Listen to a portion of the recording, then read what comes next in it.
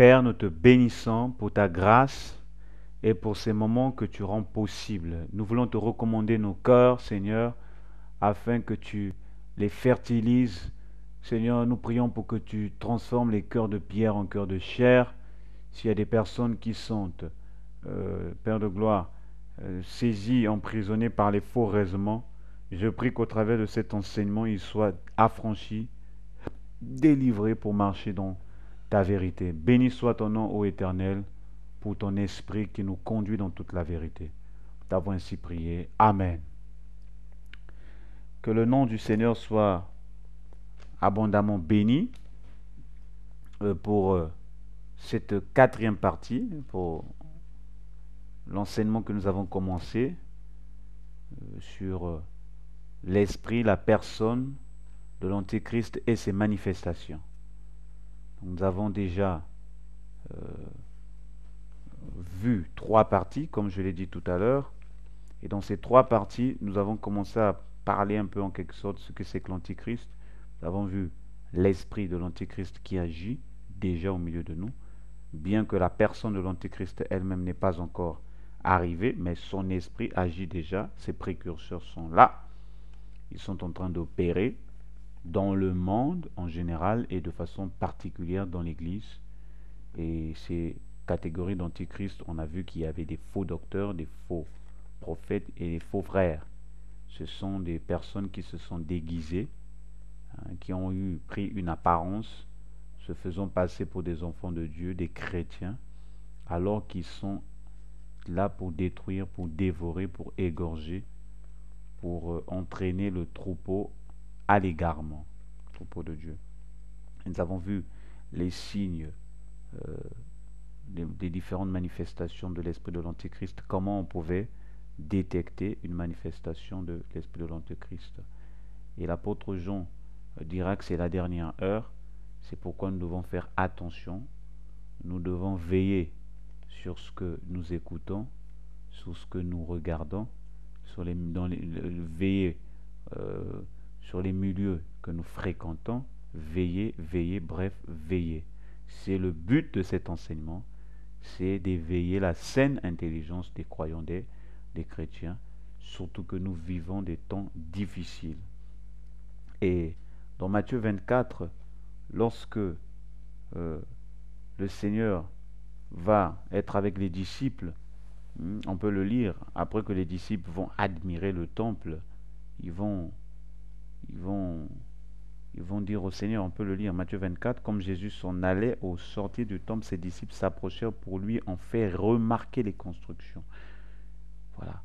Mais il leur dit, voyez-vous tout cela? Je vous le dis en vérité, il ne restera pas ici pierre sur pierre qui ne soit renversée. On pourrait prendre le Seigneur pour un rabat-joie, un pessimiste. Je vois l'enthousiasme avec lequel les disciples sont en train de vouloir faire remarquer la beauté du temple, l'édifice, les constructions, ainsi de suite, toute cette gloire qu'il y avait dans le temple, ainsi de suite. Il veut dire, ah Seigneur, tu vois, regarde, admire le temple, comment ils ont pu construire ces dieux.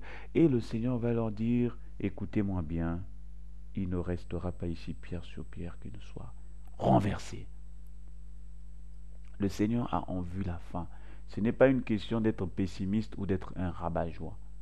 Mais lorsqu'on se réjouit, il faut pouvoir se réjouir dans le Seigneur en ayant la connaissance de la fin. C'est très important.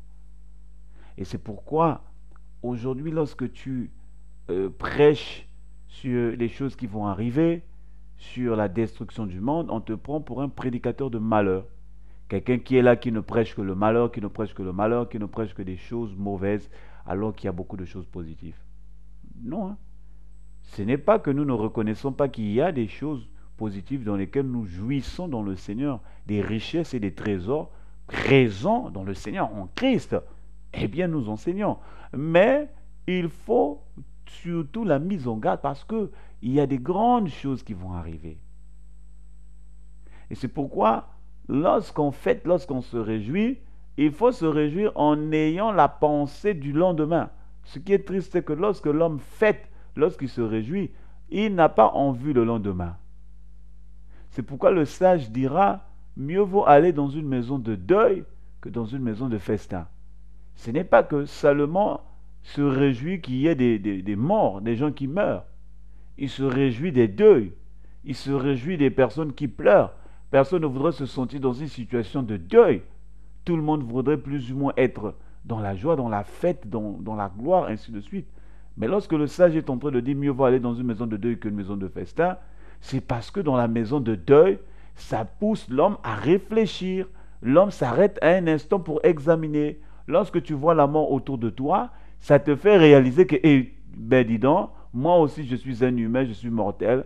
Un jour je suis appelé à passer. Mais lorsque tu es continuellement dans la fête, tu n'apprends pas grand-chose de la vie. Tu n'apprends pas grand-chose de l'avenir.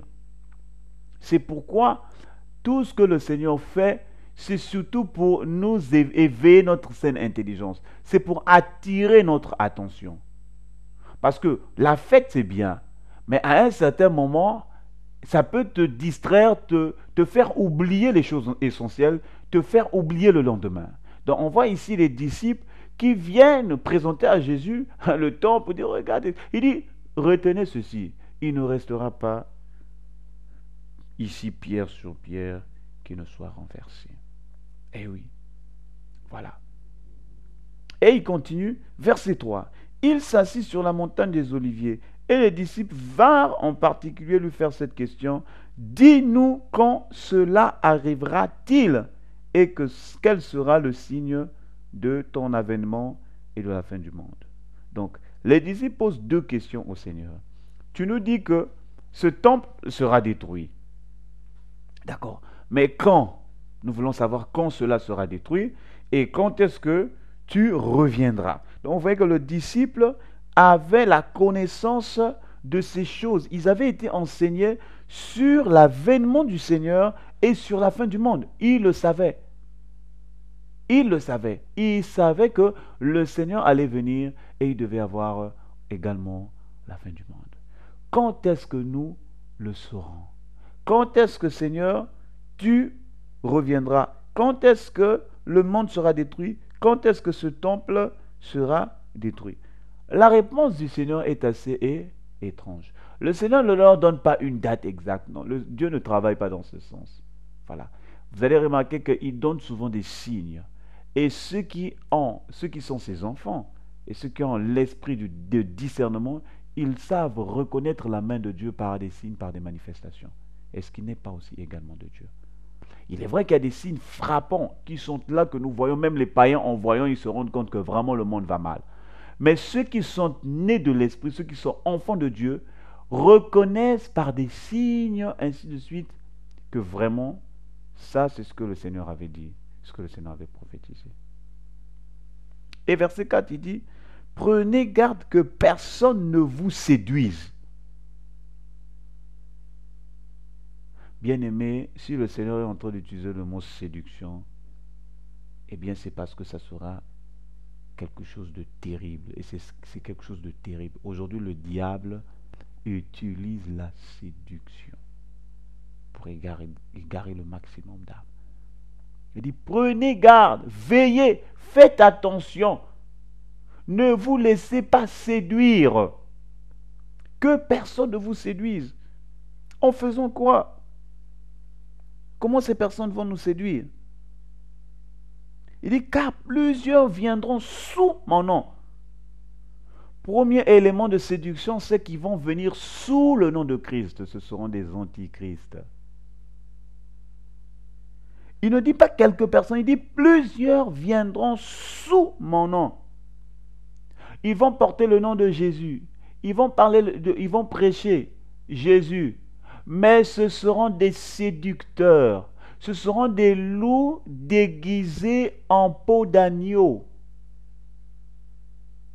Ils ne seront pas là pour faire du bien, mais ce seront des séducteurs. Ils vont user de la séduction. Vous vous souvenez que nous avons déjà vu dans les différentes parties que Satan ne viendra jamais avec des cornes, avec une longue queue pour te dire je suis là, je viens pour te séduire. Non, il va se dissimuler, il va se déguiser, il va prendre n'importe quelle apparence. L'apôtre dira même qu'il se déguise en ange de lumière. Vous vous rendez compte? jusqu'à prendre l'apparence d'un ange de lumière, se faisant passer pour un envoyé de Dieu, un messager de Dieu, alors qu'il ne l'est pas. Plusieurs viendront sous le nom du Seigneur Jésus. Et aujourd'hui, nous pouvons constater que beaucoup de personnes sont venues sous le nom de Jésus. Donc, ils sont sous couvert Jésus. Ils ont mis devant le nom de Jésus, mais dans le fond, ce ne sont pas des serviteurs des envoyés du Seigneur. Ce sont des antichrists. Et ils viendront sous son nom disant, c'est moi qui suis le Christ. Autrement dit, le messager, l'envoyé, le sauveur des hommes, le Messie.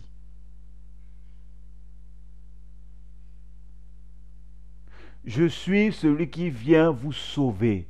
Je suis celui qui vient vous délivrer. En fait, ils ne le diront pas forcément verbalement. Quoi qu'il y ait des cas, on trouve aujourd'hui des personnes qui s'autoproclament comme étant des Christ, des Messies. Hein, aujourd'hui, nous sommes en train de voir, nous allons voir à partir de la personne de l'Antichrist, comment c'est des individus eux-mêmes qui se proclament comme étant des Christ, des sauveurs, des Messies, qu'il faut passer par eux pour être sauvés. Ils viendront sous mon nom. Donc, ils se feront passer pour moi. Ils diront, je suis le Christ. Et vous allez voir que c'est tellement subtil, c'est tellement voilé, c'est tellement flou, qu'ils ne le diront pas forcément ouvertement. Il y a d'autres qui ont pu le dire que je suis le Christ, je suis l'envoyé de Dieu, il faut croire en moi. Mais il y a d'autres, vous allez voir, c'est par rapport à leur façon d'agir, de faire, ils vont détourner l'attention des âmes sur Christ, de Christ, pour porter l'attention sur eux, comme se faisant passer pour des personnes indispensables, des personnes incontournables, des personnes infaillibles. Eh bien, ce sont des antichrists. Ils ne vous diront pas clairement que je suis le Christ, mais il y aura des choses comme non, il faut prier en leur nom.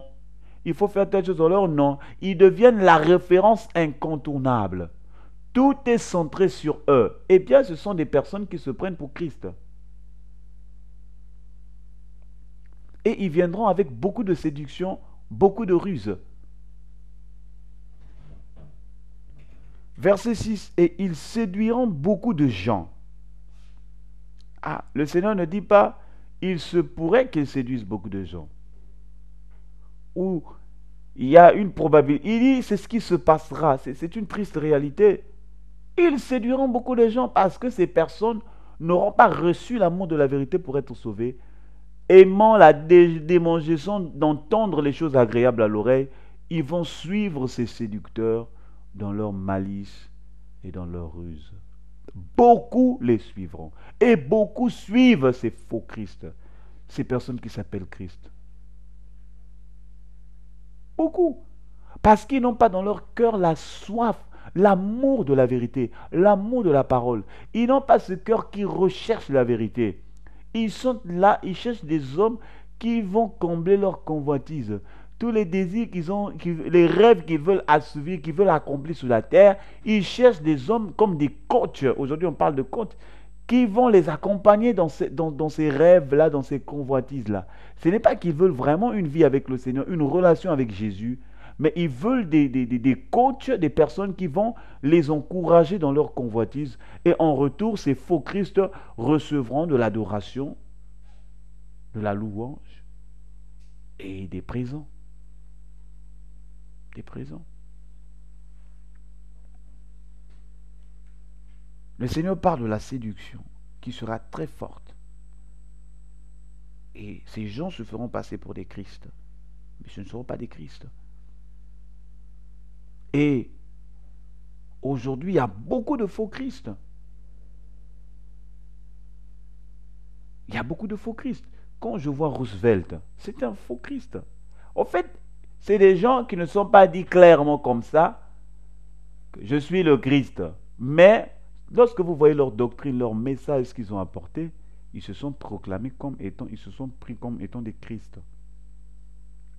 Roosevelt, Branham, ce sont des antichrists.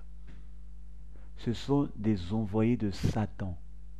Ils sont sortis de l'enfer, tout droit de l'abîme, pour égarer le maximum d'âmes. Ce sont des faux Christ.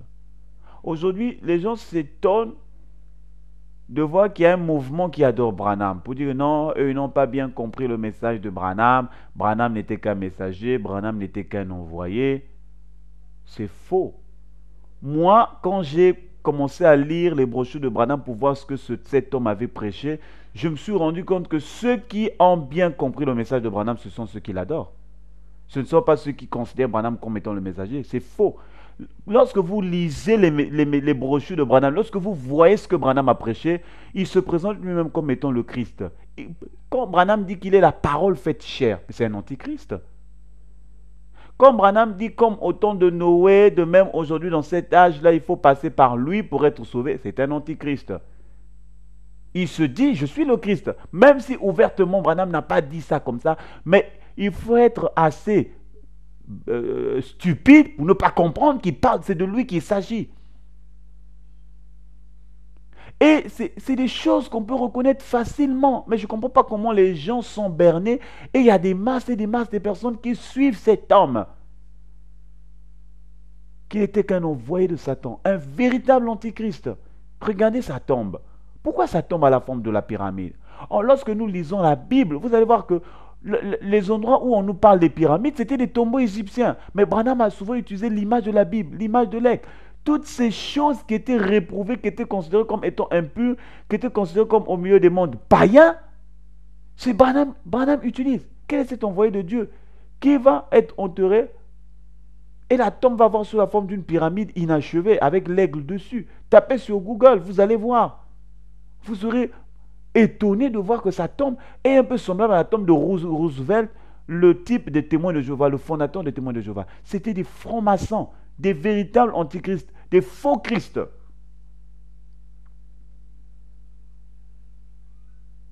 Et beaucoup ont été séduits. Bien sûr que c'est des gens qui ne viendront pas simplement avec la parole. Il faudrait qu'ils aient une puissance qui les accompagne pour que les âmes les suivent. Pourquoi beaucoup les suivront? Le Seigneur va le dire par la suite. Eh bien, c'est parce qu'ils auront une puissance, ils vont accomplir des miracles, des prodiges. Et c'est à cause de ces signes-là que beaucoup les suivront. Remarquez lorsque vous discutez avec des branhamistes, ils mettent toujours en avant ce que Branham a fait. Les miracles qu'il a fait. Il a fait ceci, il a fait. Mais ils ne veulent pas examiner de près la doctrine de Branham, ce qu'il a enseigné.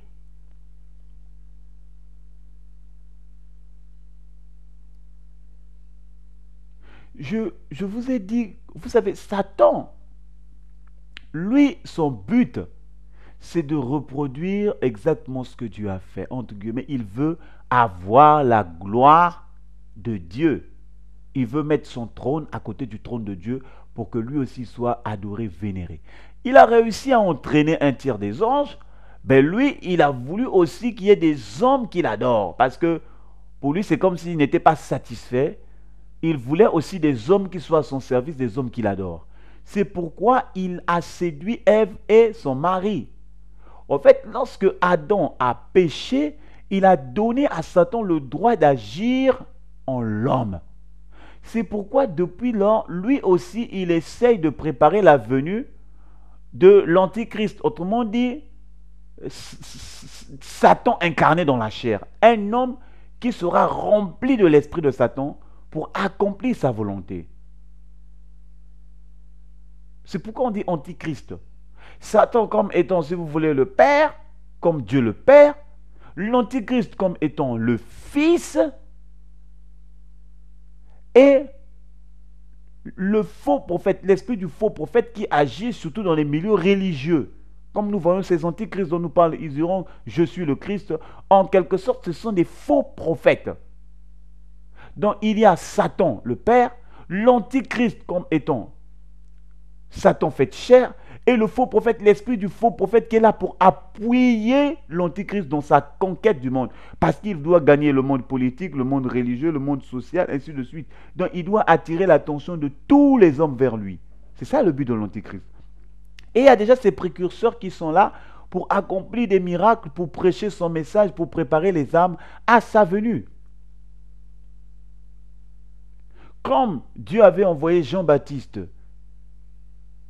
avant l'arrivée de Jésus, Jean-Baptiste était comme le précurseur, eh bien, Satan aussi envoie des précurseurs qui ne sont que des antichrists pour préparer la venue de l'antéchrist lui-même. Et c'est de cet esprit de l'antéchrist que nous parlons. Ce sont ces faux prophètes qui se sont introduits dans l'église dont nous parlons.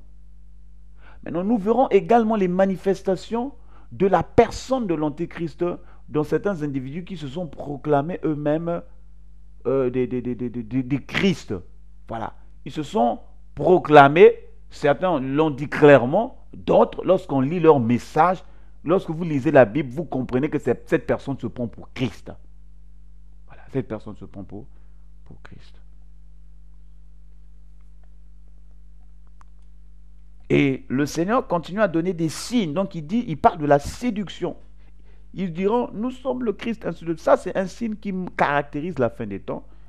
Également, il va parler, vous entendez parler des guerres et des bruits de guerre. Gardez-vous d'être troublés, car il faut que ces choses arrivent. Mais cela ne sera pas encore là, la fin. On peut continuer à partir du verset, verset 24, le Seigneur va dire, verset 23, si quelqu'un vous dit alors, le Christ est ici ou il est là, ne le croyez pas, car il s'élèvera de faux Christ et de faux prophètes, ils feront de grands prodiges et des miracles au point de séduire, s'il était possible, même les élus. Donc vous voyez, la puissance qui va accompagner ces hommes, parce qu'ils savent que rien qu'avec la parole, ce n'est pas évident d'entraîner le maximum des âmes. Il faut apporter des miracles, des prodiges, pour égarer le maximum d'âmes. C'est pourquoi vous voyez que ces faux prophètes, ces faux Christ, ont toujours beaucoup de personnes dans leurs assemblées. Parce que, soi-disant, il y a des miracles. Les gens vous diront, mais si Dieu n'était pas avec lui, pourquoi tous ces miracles? Il chasse les démons, il guérit les malades, il y a beaucoup de témoignages. Non, mais le Seigneur nous a déjà prophétisé que les faux Christ et les faux prophètes feront des miracles. Donc, faire les miracles ou chasser les démons n'est pas le signe qui caractérise, qui prouve qu'un homme est envoyé de Dieu. Il faut voir cette personne elle-même déjà par rapport à la doctrine qu'elle enseigne. Est-ce qu'elle enseigne selon l'évangile, selon la parole de Dieu? Quelle est sa vie? L'apôtre Jean va dire, ne mettez pas foi à tout esprit, ne mettez pas foi à toute manifestation.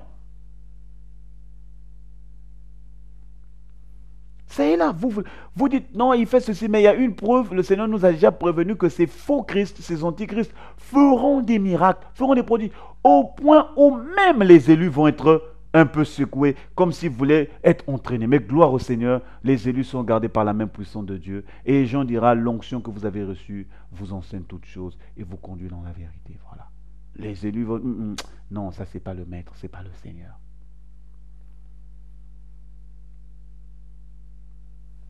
Il s'élèvera.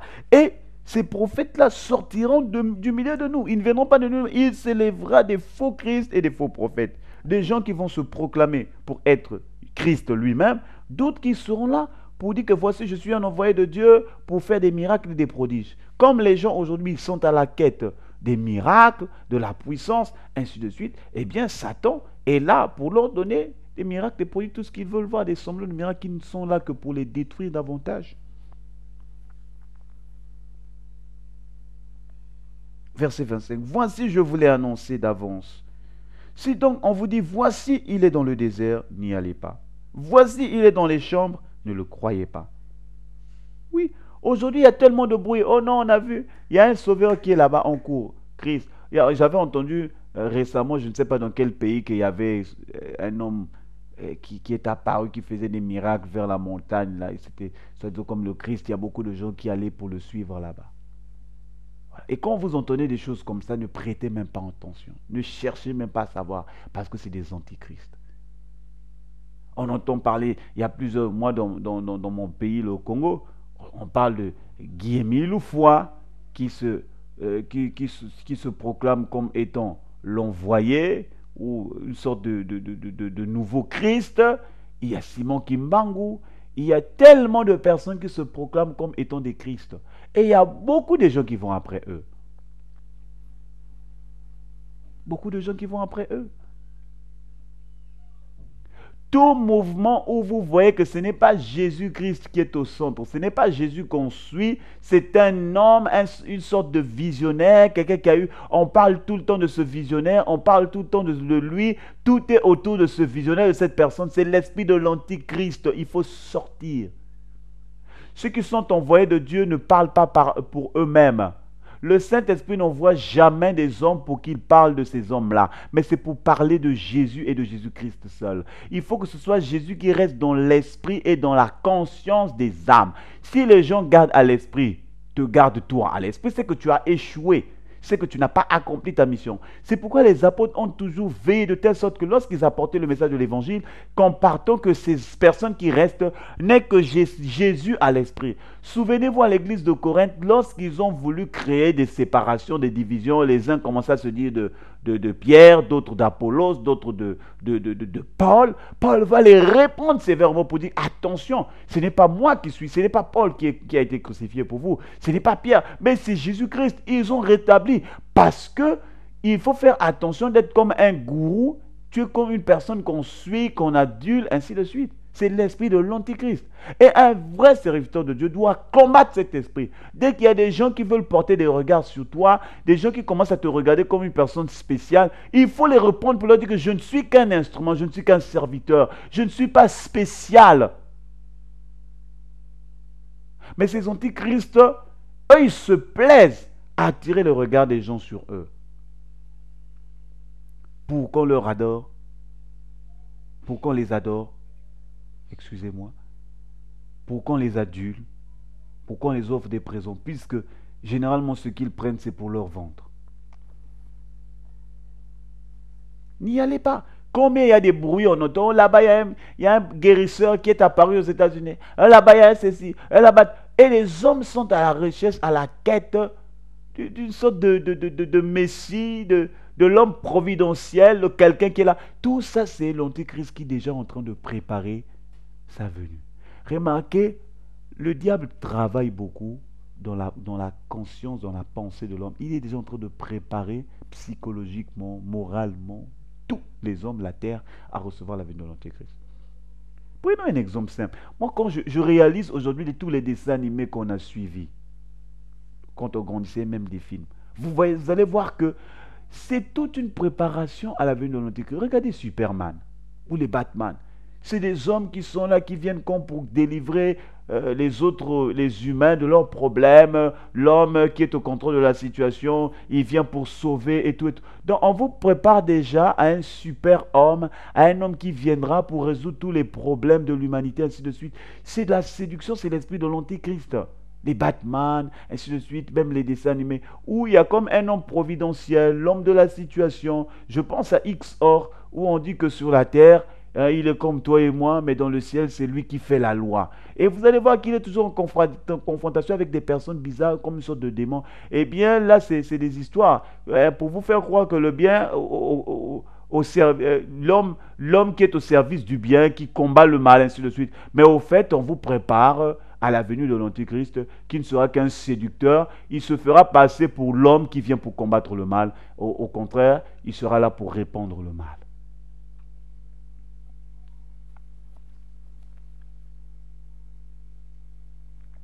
N'y croyez pas. Et le Seigneur déjà nous met en garde par rapport à ça. Plusieurs faux Christ et plusieurs faux prophètes viendront sous mon nom, se faisant passer pour moi. Ils ne viendront pas clairement. Il ne faut pas rêver, il ne faut pas s'attendre à ce que ces hommes-là vous disent que nous sommes vraiment des envoyés de Satan. Non, ils vont se déguiser. Et ce qui renforce c'est le fait qu'ils font des miracles, des prodiges, beaucoup de choses. Les gens se disent non, mais s'il n'était pas vrai, pourquoi? Il faut faire attention. C'est un miracle ou une manifestation spirituelle n'est pas le signe qui caractérise que tu es un envoyé de Dieu ou quelqu'un est de Dieu. Nous allons lire un passage dans Apocalypse chapitre 13. Apocalypse chapitre 13, verset 1er, il est dit: Puis je vis monter de la mer une bête qui avait 10 cornes et 7 têtes, et sur ses cornes 10 diadèmes, et sur ses têtes des noms de blasphème. Vous voyez? Donc, cette bête avait des noms de blasphème contre qui? Contre Dieu, contre le Christ et contre tout ce qui touche à Dieu. Voilà, c'est un blasphémateur. C'est un blasphémateur. Et la bête ici, c'est l'antichrist. Vous voyez même l'expression, le mot qui est utilisé, c'est bête. Une bête, il y a la notion de bestialité, l'aspect féroce, de méchanceté, de violence. Voilà, c'est la nature, c'est l'esprit de la bête. Mais cet esprit de la bête, là, va prendre un corps. Vous allez voir, peut-être, ça sera l'antichrist ne sera pas forcément vilain dans l'apparence, mais il aura l'esprit de la bête en lui. C'est-à-dire qu'il sera rempli de Satan. Voilà. Sa vraie nature, ce sera la nature de la bête. Et puis, il y aura des noms des blasphèmes contre Dieu. Parce que lui, son but, c'est de défier Dieu, c'est de rejeter tout ce que Dieu a fait, c'est de combattre l'œuvre de la croix, c'est d'égarer le maximum des âmes, puisque ce sera un instrument entre les mains de Satan pour gagner plus des âmes pour l'enfer. Voilà. Pour gagner plus d'âmes pour l'enfer. Et je tiens à mentionner que la bête, en quelque sorte, l'antichrist, sera l'homme qui se fait Dieu. Contrairement à Jésus qui était Dieu qui se fait homme, l'antichrist sera l'homme qui va s'autoproclamer Dieu au point d'être adoré. Voilà, donc le but, c'est de détourner l'attention des âmes vers Christ, qui est l'homme, Dieu qui s'est fait homme, pour qu'on l'adore lui. Hein, et derrière, qui est glorifié, qui est dans la satisfaction, qui est content, eh bien c'est Satan. Voilà. Et verset 2, la bête que je vis était semblable à un léopard. Vous voyez comment on décrit cette bête, semblable à un léopard. Ses pieds étaient comme ceux d'un ours et sa gueule comme une gueule de lion. Il y avait plusieurs natures plus ou moins féroces. Donc on voit qu'il y a l'aspect du léopard, il y a l'aspect de l'ours, il y a l'aspect du lion. Donc, c'est pour montrer à quel point cette bête était féroce, cette bête était violente, cette bête déchire, dévore, égorge. Donc, il ne faut pas penser que l'antichrist sera une personne qui viendra pour faire du bien. Non, elle sera animée de la colère de Satan, surtout que l'antichrist va arriver dans les derniers temps, ce que dira l'apôtre Paul. Hein? Donc, il y aura peu de temps, il sera animé d'une violente colère pour perdre le maximum de personnes. Et il nous a dit, le dragon lui donna sa puissance. Donc comme je l'ai dit, le dragon ici c'est Satan. C'est ce que l'Apocalypse 12 va nous révéler. Voilà, dans le verset 9, que le dragon c'est le serpent ancien, c'est le diable. Voilà, et c'est Satan. Enfin, le dragon, Satan va donner à l'antichrist sa puissance et son trône. Voilà, donc son trône, ça veut dire que l'antichrist sera adoré. Il va donner la gloire à l'antichrist. De sorte que si tu adores la bête, c'est comme si tu adorais Satan en même temps. Voilà, c'est lui que tu adores en même temps. Voilà, il va lui donner une grande puissance, une grande autorité. Voilà. Verset 3. Et je vis l'une de ses têtes comme blessée à mort, mais sa blessure mortelle fut guérie. Et toute la terre était dans l'admiration derrière la bête. Donc vous voyez que la terre est en train d'admirer comme étant l'homme providentiel, l'homme qu'on attendait. Vous voyez, aujourd'hui, c'est comme je l'ai dit, le monde est en train d'être préparé dans des crises de toutes sortes pour que lorsque l'Antichrist, lorsqu'il viendra, il sera comme l'homme providentiel. Ah, l'homme qui vient résoudre tous les problèmes du monde. Il vient résoudre les problèmes de la famine. Il vient résoudre les problèmes de la pauvreté. Il vient résoudre les problèmes des maladies. Donc, en fait, la terre sera, parce que la terre sera émerveillée par la puissance, par son intelligence, par ses paroles, par ses discours. Toute la terre sera dans la séduction, dans l'admiration par rapport à l'antichrist, à la personne de l'antichrist qui sera l'homme providentiel. Mais à l'intérieur, sa vraie nature sera la nature de la bête, l'antichrist. Verset 4. Et ils adorèrent le dragon parce qu'il avait donné l'autorité à la bête, et ils adorèrent la bête en disant, qui est semblable à la bête et qui peut combattre contre elle. Donc voilà. Donc au point, la séduction va pousser ces hommes à penser que l'antichrist ou la bête est plus grand. Voilà, il n'y a pas au-dessus de la bête. Voilà, l'antichrist va être l'homme fort, l'homme le plus fort, si vous voulez, du monde, qui peut combattre, qui peut résister. Il aura l'armée avec lui, il aura les politiques avec lui, il aura l'économie avec lui, il aura les religions, tout le monde va soutenir la bête pour dire qui peut le résister. Voilà. Tout ce qu'il va rencontrer dans son passage Soit vous adhérez à son plan, soit vous êtes châtié, vous êtes frappé par la bête. Et il lui fut donné une bouche qui proférait des paroles arrogantes et des blasphèmes. Vous voyez, c'est ça le désir. Le désir de Satan, c'est de blasphémer le nom de Dieu. Et il nous a dit ici qu'il lui fut donné à la bête. Pourquoi la bouche? Pourquoi? Parce qu'il y a la haine, il y a la jalousie. Satan est jaloux de Dieu. Il est jaloux de ce que Dieu a accompli pour les hommes.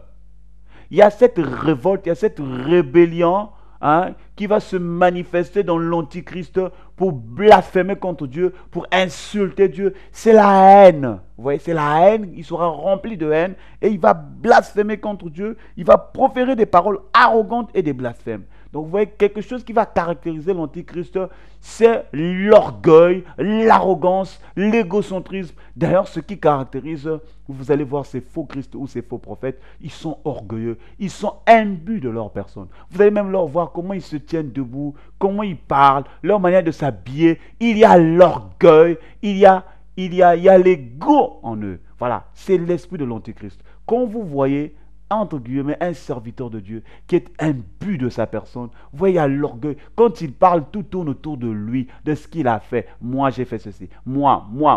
C'est toujours moi et pas Christ. C'est l'esprit de l'Antichrist. Eh bien, c'est un Antichrist. Voilà. Je ne suis pas en train de dire qu'un enfant de Dieu ne peut pas manifester de l'orgueil. De toute manière, il y a un peu d'orgueil en chaque humain. Autrement dit, il y a un peu de cette manifestation antichrist en chaque humain. Mais lorsqu'on est en Christ, on apprend à nous dépouiller. On apprend à diminuer afin que Christ soit manifesté. Je suis en train de parler de manière où on voit que c'est le caractère dominant dans cette personne. C'est vraiment l'orgueil. Elle est imbue de sa personne. Elle n'hésite pas de blasphémer, de traiter la parole de Dieu à la légère, à la mépriser. Comme si elle devenait une personne infaillible. Eh bien, c'est l'esprit de l'Antéchrist. Donc, vous voyez que cette personne sera arrogante et va professer des blasphèmes contre la personne de Dieu. Voilà. Et ce que le Seigneur a accompli. Et il lui fut donné le pouvoir d'agir pendant 42 mois, ce qui est l'équivalent de 3 ans et demi. Donc l'Antichrist aura plein pouvoir, le règne total sur toute la terre pendant 3 ans et demi. Voilà. Et elle ouvrit sa bouche pour proférer des blasphèmes contre Dieu, pour blasphémer son nom et son tabernacle, qui n'est autre que l'Église, l'épouse. Voilà. Et ceux qui habitent dans le ciel. Et il lui fut donné de faire la guerre aux saints et de les vaincre. Il lui fut donné autorité sous toute tribu, tout peuple, toute langue et toute nation. Et tous les habitants de la terre l'adoreront. Tous les habitants. Ceux qui ne ceux qui ne vont pas participer à l'enlèvement de l'Église et ceux qui ne vont pas persévérer, ne vont pas tenir, parce qu'il y aura c'est le temps de la grande tribulation, et ceux qui ne seront pas enlevés, qui vont rester à cette période de la grande tribulation, eh bien, les temps seront tellement difficiles que si ils cèdent, ils devront avoir la marque. Voilà, et ils vont adorer la bête. Ils vont adorer la bête. Ceux dont le nom n'a pas été écrit dès la fondation du monde dans le livre de vie de l'agneau qui a été immolé. Voilà, donc on nous dit que l'Antéchrist aura plein pouvoir sur tout. Tout le monde sera séduit. Si tu n'as pas ton nom écrit dans le livre de vie, tu seras séduit, entraîné par l'Antichrist. Donc, et c'était simplement pour mentionner la venue de cet esprit, de cette personne de l'Antichrist, comment elle va se manifester avec une certaine autorité, avec beaucoup de séduction. Elle va mettre plusieurs choses en œuvre pour entraîner toute la terre dans le royaume de Satan. Donc, on peut voir également ce que l'apôtre Paul va dire dans 2 Timothée chapitre 2, 2 Thessaloniciens chapitre 2. Il dira, pour ce qui concerne, à partir du premier verset, pour ce qui concerne l'avènement de notre Seigneur Jésus-Christ et notre réunion avec lui, nous vous prions, frères, de ne pas vous laisser facilement ébranler dans votre bon sens et de ne pas vous laisser troubler, soit par quelques inspirations, soit par quelques paroles ou par quelques lettres qu'on dirait venir de. Donc voilà, c'est des gens qui ont envoyé des lettres aux Thessaloniciens se faisant passer pour les apôtres, alors que vous voyez, c'est des menteurs, des usurpateurs, des faux Christ, des antichrists qui se faisaient passer pour des apôtres envoyés de Dieu et qui enseignaient aux Thessaloniciens que le jour du Seigneur était déjà arrivé. Et là, l'apôtre Paul va dire quelque chose de très intéressant. Il va dire, euh, que personne ne vous séduise d'aucune manière. Donc, on parle encore de séduction ici. Car il faut que l'apostasie soit arrivée auparavant et qu'on ait vu paraître l'homme du péché. Donc, avant que le jour du Seigneur n'arrive, où le Seigneur viendra pour détruire, pour exercer ses jugements sur la terre, il faudrait d'abord que l'apostasie arrive. Donc vous voyez que nous sommes déjà dans ce temps plus ou moins de l'apostasie. Mais l'apostasie n'est pas encore généralisée, elle n'est pas encore totale. L'apostasie, c'est l'abandon de la foi. De plus en plus, les gens sont en train d'abandonner la foi pour s'attacher à la science, pour s'attacher à la philosophie, à la psychologie, au raisonnement, à toutes ces choses, tout ce que l'homme est en train de créer. L'homme met de plus en plus confiance à ce qu'il fait qu'à ce que Dieu a dit ou à ce que Dieu a fait. Donc on est en train d'entrer dans cette apostasie où l'homme va relâcher, il va lâcher la foi, puisqu'il abandonne la foi, il va recourir aux moyens humains. Et en cherchant à recourir aux moyens humains, il va rencontrer tellement de difficultés, de souffrances. C'est à ce moment que l'Antichrist, l'homme du péché, va faire son apparition pour dire, voici, je suis venu pour résoudre tous vos problèmes. Voilà. Il dit, l'homme du péché, le fils de la perdition. Voilà, il est destiné à l'enfer. Donc le fils de la perdition, il va être formé simplement pour accomplir la volonté de Satan. C'est ça. Quand on dit fils de la perdition, donc lui, il a été formé pour accomplir les desseins de Satan et pour finir avec Satan en enfer. Le fils de la perdition. L'antichrist, on n'aura pas à prier pour sa repentance. Il n'y aura pas de repentance possible. Vous n'aurez pas besoin de l'annoncer l'évangile. Vous dites non, non, c'est le fils de la perdition. Lui, il va être formé, créé pour accomplir les desseins de Satan. Et vous voyez que c'est la deuxième fois qu'on utilise l'expression fils de la perdition. C'était aussi le cas de Judas. Judas qui va être le fils de la perdition, qui, on voit sa fin, il va se suicider.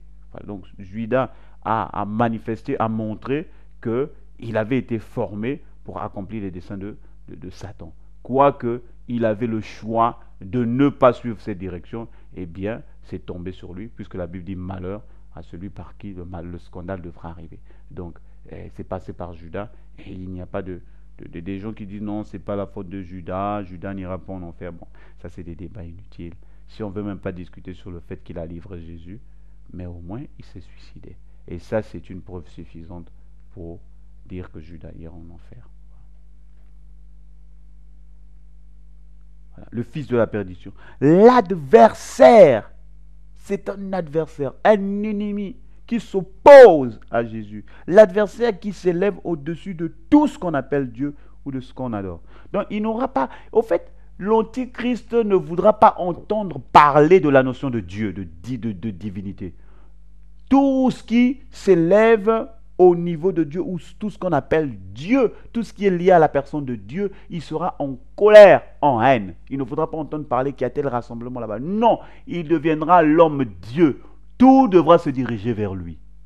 Voilà, tout va tourner autour de sa personne, hein, du culte. Vous vous souvenez que Babylone, dans Babylone, Nabuchodonosor, lorsqu'il va, l'image de la fête, lorsqu'il va prendre les peuples qu'il avait pris en captivité, il y avait Juda et les autres peuples qui étaient sous son règne, qui étaient ses sujets, sous sa domination, ceux qui étaient sous l'Empire romain, l'Empire babylonien. Il va dresser une statue de sa personne, et il va demander à tous les peuples de toutes les langues de l'adorer, de se prosterner devant lui.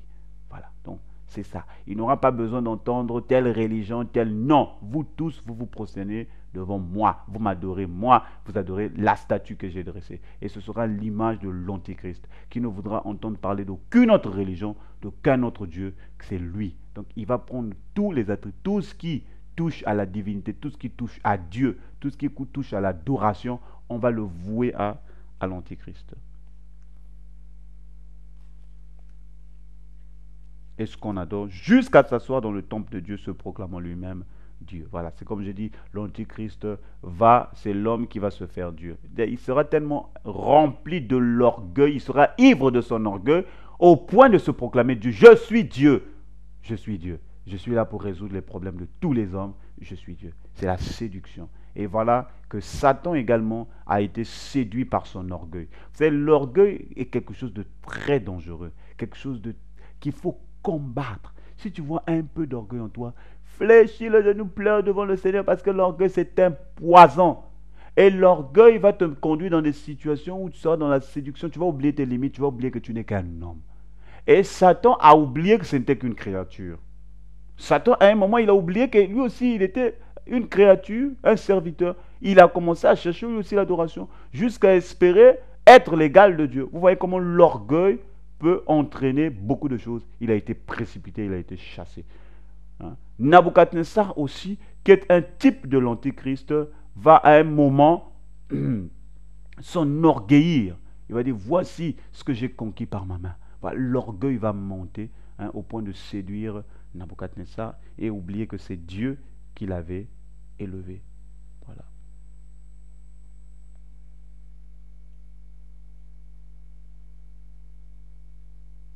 Voilà, jusqu'à s'asseoir dans le temple de Dieu, se proclamant lui-même Dieu.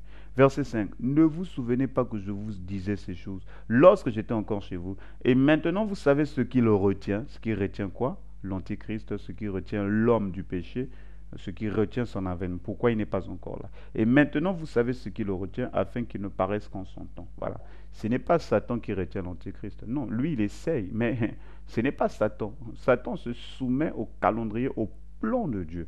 Voilà. Ce qui retient la venue de Satan ou l'apostasie généralisée, la venue de l'Antichrist, eh bien, c'est la présence de l'Église, c'est la présence du Saint-Esprit sur la terre. Voilà. C'est la présence du Saint-Esprit sur la terre, puisque Dieu veut continuer à sauver dans son plan. Il y a certainement des gens qu'il veut encore sauver. Il veut préparer l'Église. Il faut que l'Église soit prête pour l'enlèvement. Une fois que l'Église sera enlevée, voilà, donc la terre va connaître beaucoup de souffrances et de misère. Voilà. Ne vous souvenez-vous pas que je vous disais ces choses lorsque j'étais encore chez vous, et maintenant vous savez ce qu'il retient, afin qu'il ne paraisse qu'en son temps. Eh bien, il y a un temps où l'Antéchrist va apparaître. Car le mystère de l'iniquité agit déjà.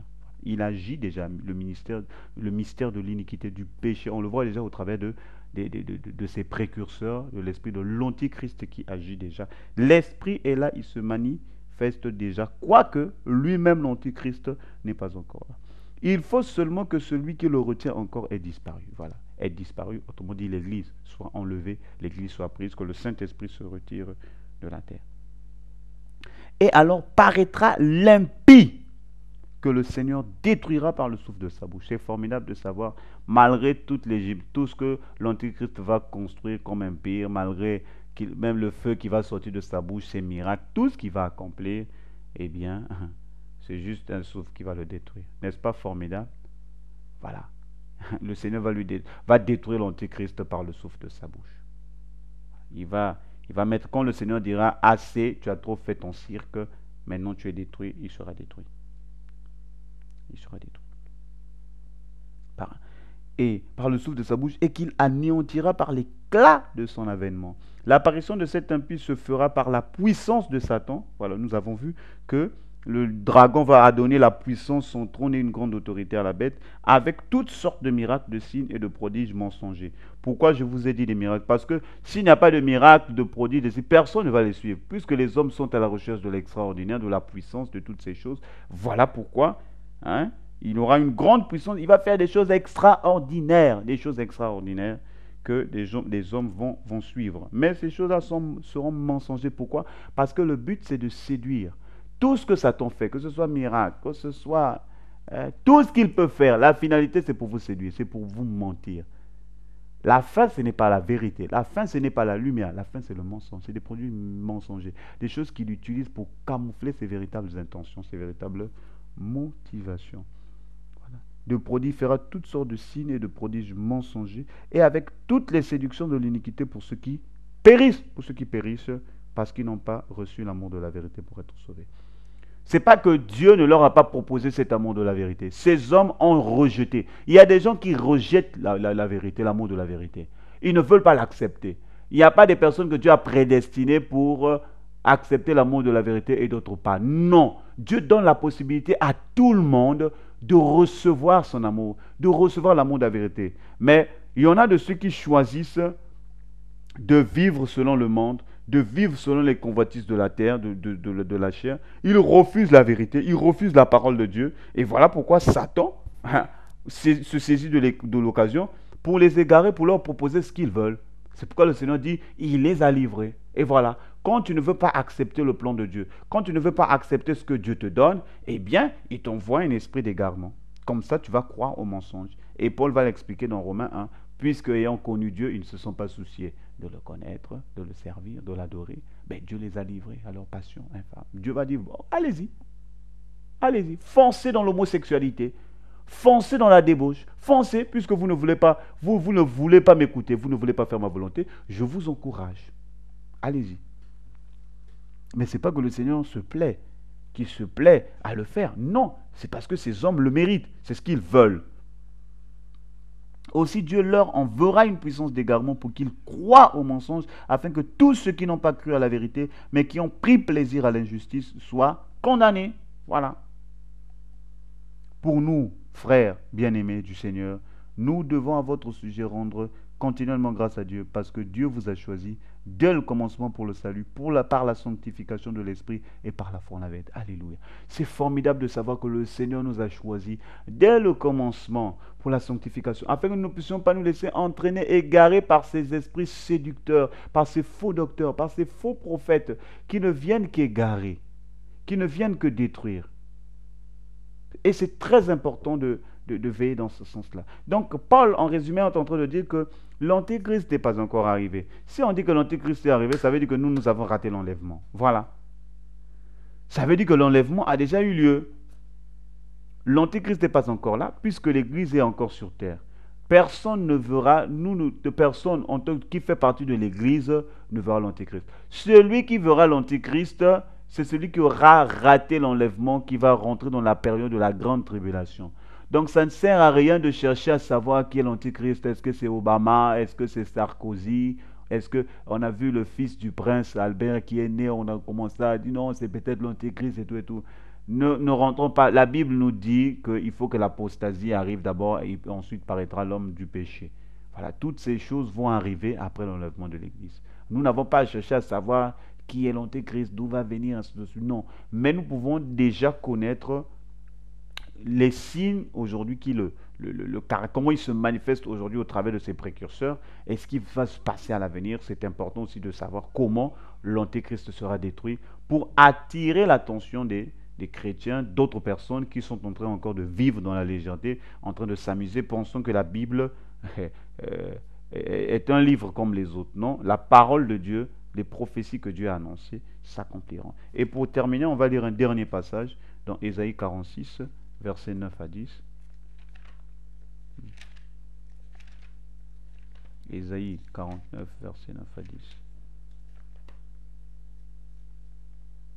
Ésaïe 46, 9 à 10.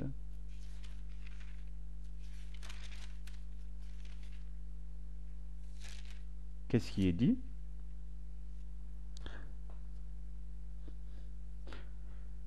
Souvenez-vous ce qui s'est passé dans les temps anciens, car je suis Dieu et il n'y a point d'autre.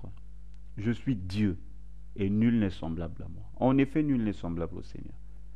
Tout ce que Satan peut faire avec ses précurseurs, ces hommes qui s'appellent Dieu, qui se font adorer ces idoles, ils ne peuvent être comparés à Dieu. Dieu va les fouler tous aux pieds. Et d'ailleurs, ceux qui s'appellent Dieu là, vous voyez, après ils meurent, cancer de ceci. Vous voyez comment ils meurent? Ils meurent malheureux, des misérables, mais alors qu'on a passé des années à les adorer, ainsi de suite. Il n'y a que Dieu qui est Dieu. Voilà, tous ces hommes-là qui se font adorer, qui se font appeler Dieu, ce ne sont que des personnes malheureuses qui sont séduites, qui sont trompées, menties par Satan. Satan fait croire à ces personnes que eux aussi ils peuvent être Dieu, ils peuvent régner, il leur promet l'immortalité alors qu'il n'a pas de vie en lui-même. Il leur promet la vie alors que lui-même il est condamné à la perdition éternelle, à la mort éternelle. Donc voilà que ces hommes meurent. Et le Seigneur dit, il n'y a point d'autre, je suis Dieu et nul n'est semblable. On ne peut pas comparer un homme à Dieu. Ça, c'est une erreur.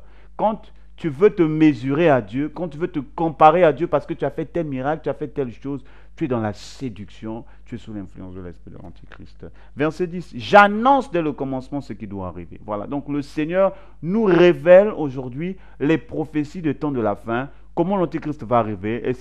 Le Seigneur nous annonce il n'a pas dit ce qui pourrait arriver, ce qui va, il dit doit, ça arrivera certainement. Eh bien, les jours sont comptés. Tout va s'accomplir comme le Seigneur l'a déclaré. Et vous voyez que Jean dira que la marque de la bête va être placée sur la main et sur le front. Hein, aujourd'hui, on entend qu'il y a une loi qui est sortie aux États-Unis dans le cadre de la santé, des puces qu'on injecte ou qu'on va injecter, on ne peut mettre que soit à la main, soit au front. Moi, je me suis demandé, mais pourquoi ils n'ont pas trouvé un autre endroit sur le corps humain pour mettre ces puces-là? Donc, vous voyez que personne ne peut être au-delà des prophéties. Personne ne peut agir au-delà. Tu peux lire une prophétie pour dire non, je vais l'éviter, tu ne pourras pas. Si c'est Dieu qui a parlé, cela doit arriver. Donc, on voit aujourd'hui comment les prophéties bibliques sont en train de s'accomplir, comment la parole de Dieu est en train de s'accomplir sous nos yeux. Bien aimé, dire que la Bible n'est pas la parole de Dieu, je pense que c'est une erreur. C'est être sous l'esprit de l'Antichrist. Donc il dit, j'annonce dès le commencement ce qui doit arriver. Le Seigneur il n'est pas surpris par les événements. Hein? Il sait d'avance ce qui doit arriver. C'est pourquoi, dans son amour, il révèle ces choses à ses enfants, afin que ses enfants prennent garde, afin que ses enfants veillent. Il dit, et l'entend d'avance ce qui n'est pas encore accompli. Voilà. Donc, l'entend d'avance. Déjà, vous voyez que ces choses qui sont dites depuis l'Ancien Testament, les visions, Daniel va avoir la vision sur la fin des temps, sur la statue, hein, la statue que le roi Nabucodonosor va voir, tout est ce que Jean va recevoir. Donc, vous voyez que depuis longtemps, le Seigneur nous annonce ce qui va s'accomplir. C'est quelque chose de formidable, afin que lorsque cela va arriver, on aura certainement chez l'Éternel qui avait parler. Et je dis, mes arrêts subsisteront. Donc ce que Dieu a arrêté vont subsister. Vous pourrez faire tout ce que vous voulez. Vous pouvez chercher à combattre. Satan a voulu combattre la venue de Jésus. Il a voulu combattre la venue de Moïse. Il a voulu, mais ce que Dieu a arrêté, ça subsiste. Personne ne peut combattre les desseins de Dieu. Personne ne peut annuler ce que Dieu a déclaré d'avance. Et Paul dira, les dispositions, quoique faites par un homme, ne peuvent être annulées par personne. À plus forte raison, Dieu. Est-ce qu'il ne va pas exécuter promptement sur la terre ce qu'il a résolu de faire? C'est clair que tout ce qui est écrit s'accomplira. Les prophéties par rapport à la fin, la destruction de l'Antéchrist par le souffle, nous le verrons exactement comme c'est écrit. Voilà, exactement comme c'est écrit. Et j'exécuterai toute ma volonté. Donc, il n'y a pas une moindre volonté, une partie de volonté que Dieu n'exécute. Les gens pensent que non, Dieu est là, il est comme faible. Non, hein. Le dessein de Dieu, les desseins de Dieu, le plan de Dieu s'accomplira sur la terre. Toute la volonté, tout ce qu'il a résolu de faire sur la terre se fera. Même si ça peut connaître un semblant de retard, parce que les hommes ne veulent pas faire ceci. Mais Dieu n'abandonne pas ses projets, il n'abandonne pas son plan. Certainement, il accomplira ce qu'il a résolu de faire sur la terre. Il accomplira toute sa volonté. C'est moi qui appelle de l'Orient un oiseau de proie, d'une terre lointaine un homme pour accomplir mes desseins. Voilà, donc vous voyez que Dieu prend n'importe qui, n'importe quoi pour accomplir sa volonté. Vous voyez, il parle ici, il parle d'un oiseau et il parle de l'homme. Donc Dieu peut susciter n'importe qui, n'importe quoi, afin que ses desseins s'accomplissent. Donc s'il y a des hommes qui font des caprices, qui ne veulent pas servir le Seigneur, qui ne veulent pas se consacrer à Dieu, sans toi, la volonté de Dieu se fera quand même. Avec toi, mais il veut te rendre comme un participant de cette volonté. N'est-ce pas merveilleux de participer à la volonté de Dieu, d'être un instrument entre ses mains? Voilà, moi je préfère être participant au projet de Dieu, à la volonté de Dieu, que de ne pas être participant. Voilà, donc le Seigneur exécutera, accomplira certainement sa volonté sur la terre. Si ce n'est pas par toi, il passera même par un oiseau, il passera par n'importe quoi, il passera par l'âne, il passera par n'importe qui pour accomplir sa volonté. Il dit, je l'ai dit et je le réaliserai. Je l'ai conçu et je l'exécuterai. Voilà, c'est vraiment formidable de savoir que Dieu est Dieu et il n'y a personne au-dessus de lui. Ce qu'il dit, il accomplit certainement.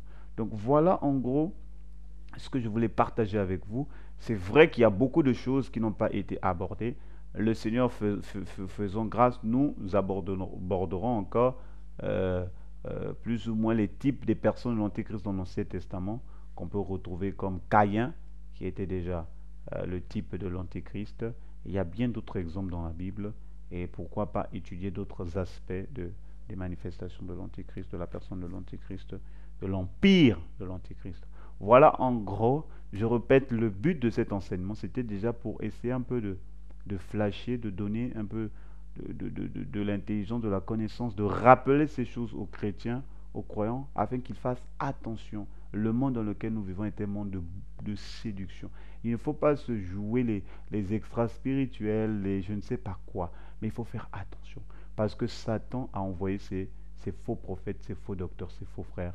Et ils sont en train d'égarer, de détruire beaucoup d'âmes par la fausse doctrine, par les faux enseignements, tous ces messages de prospérité, ces doctrines de démons, hein, qui ne mènent nulle part. Au lieu de prêcher l'attachement à Jésus, l'attachement à la foi, préparer l'Église à l'enlèvement. Voilà, également, nous avons vu un peu en passant la personne de l'Antéchrist, hein, comment il viendra, ce qui va le caractériser. Je sais qu'il y a beaucoup de choses à dire, mais le peu que le Seigneur a voulu que je partage, je l'ai partagé. Nous allons prier. Béni soit ton nom, Seigneur, pour cet enseignement.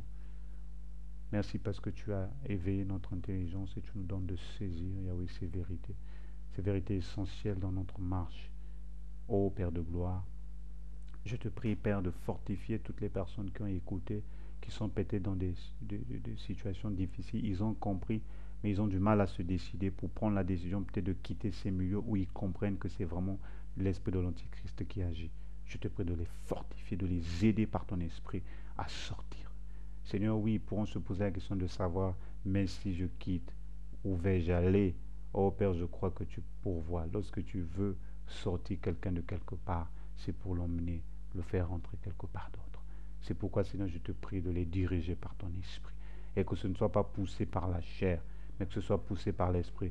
Et que cette conviction vienne de toi, Seigneur. Également pour ceux qui écoutent n'importe qui, n'importe quoi, Seigneur, je te prie de les préserver et d'accorder à ces personnes le discernement et la sagesse, afin qu'ils ne mettent pas foi à tout esprit. Yahweh, nous avons vraiment besoin de toi. Viens, Seigneur, à notre secours. Viens nous relever. Viens nous restaurer. Viens nous fortifier, Seigneur, afin que nous puissions marcher et que nous puissions nous préparer à l'enlèvement. Nous puissions marcher dans la vérité, marcher selon ta parole, marcher selon les fondements des apôtres et des prophètes. Je t'en supplie. Au nom de Jésus, je t'ai ainsi prié. Amen.